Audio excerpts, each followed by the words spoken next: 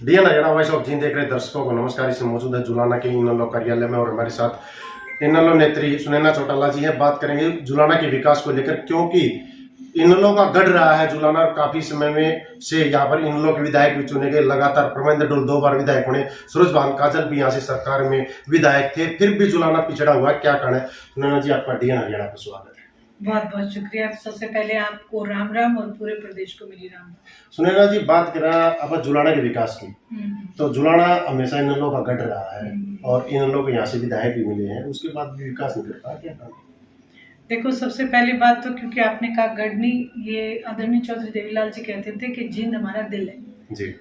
कई बार क्या होता है कि हम अपने घर को छोड़ के सोचते हैं कि पहले हम दूसरों की जगह विकास करें। जींद हमारा घर है, इसलिए कहीं ना कहीं मैं इस चीज पे बिल्कुल मानती हूँ इस बात को कि कहीं ना कहीं हमने अपने घर को थोड़ा कम रखा, लेकिन उसमें अगर आप ऑल ओवर अगर बात करें तो आज तक जितनी भी जन कल्याण की नीतियां हैं वो इंडियन नेशनल लोकदल की देन है। चाहे आप जच्चा बच्चा की स्कीम, कन्यादान राशि, बुढ़ापा पेंशन, ट्रैक्टर को टैक्स माफ करना, मतलब अनेकों जितनी भी आज तक की नीतियां हैं वो सब इंडियन नेशनल लोकदल की देन है। वहीं आपने कहा कि आने वाले समय में, तो आने वाले समय में यही है कि इंडियन नेशनल लोकदल की ये रहेगी कि जींद से जो वायदे हैं वो पूरे किए जाए। तो जींद से वायदे पूरे करने की आप बात कर रहे हैं बार बार, और ऐसा क्या रहा कि जो इन लोगों का जन आधार लगातार खिसकता चला गया, जबकि जुलाना और जींद आपने गढ़ बताया, दिल बताया इन लोगों का, फिर वैसा क्या रहा? देखिए, जन आधार कहीं पे भी नहीं गया। जो मैं तो यही कहूंगी, जो नेता एक सोच लेके आई थी पैसा कमाने की, वो पैसा कमा के इंडियन नेशनल लोकदल को छोड़ के नेता गए हैं, लेकिन जो कार्यकर्ता, जो लोगों की भावना है आज भी इंडियन नेशनल के, कई बार प्रकृति की मार ऐसी आती है जिसकी भरपाई करने के लिए उसे दोबारा फसल बेचनी पड़ती है। तो वैसा ही कुछ इंडियन नेशनल लोकदल में हुआ। एक ऐसा तूफान आया, पार्टी का विघटन हुआ, कुछ लोगों ने पार्टी के साथ धोखा किया। ऐसे में एक लगा था कि जन आधार चला गया, लेकिन आज वो जन आधार वापस लौट के इंडियन नेशनल लोकदल के पास है और आने वाले 2024 में इंडियन नेशनल लोकदल वापसी कर रही है और सरकार बनाने जा रही है। इंडियन नेशनल लोकदल की बात करते हैं तो हम जुलाना के विकास के लिए आप क्या योजनाएं लेकर आ रहे हैं? सबसे बड़ी समस्या जो मैंने जुलाना में देखी, मैं बड़ी अचंभित हुई देख के कि पानी की बहुत बड़ी समस्या है। हर गांव में, लगभग हर गांव में ही पानी, पीने का पानी नहीं है, जो कि एक मूलभूत जरूरत है।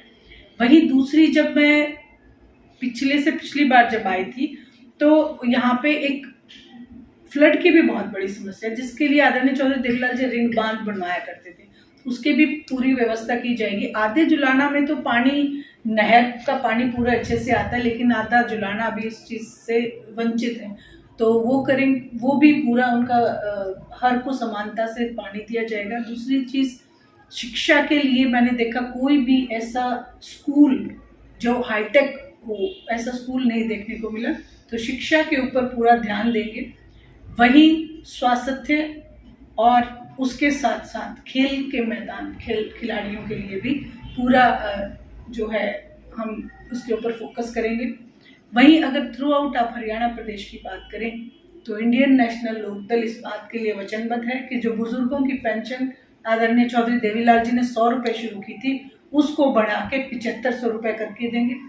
और जो महिला वर्ग है, क्योंकि आज महिलाओं को एक सक्षम बनाने की जरूरत है, तो उसके लिए उनके अंदर एक कॉन्फिडेंस आए, उनका एक जो सोच है वो उनकी बदले, इसलिए उनके लिए हर घर को एक गैस का सिलेंडर और 1100 रुपये उनको एक सहायता राशि दी जाएगी, जिससे कि वो अपने आप को सुरक्षित महसूस कर सकें।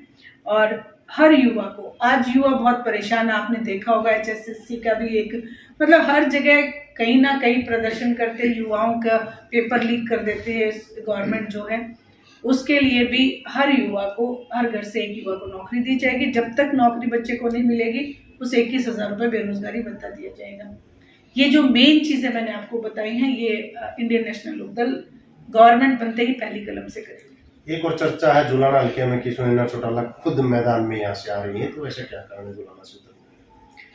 90 के 90 विधानसभा में आदरणीय अभय सिंह जी चौटाला चुनाव लड़ेंगे। जो भी चश्मे का निशान लेके आएगा वो इंडियन नेशनल लोकदल का परिवार है, चाहे वो मैं हूँ, चाहे वो अभय सिंह जी हैं, चाहे वो कोई भी, चाहे मान लो एक अशोक बैठे हैं, सतीश बैठे हैं, कृष्ण बैठे, कोई जो भी चश्मे का निशान लेके आएगा वो पारिवारिक सदस्य है।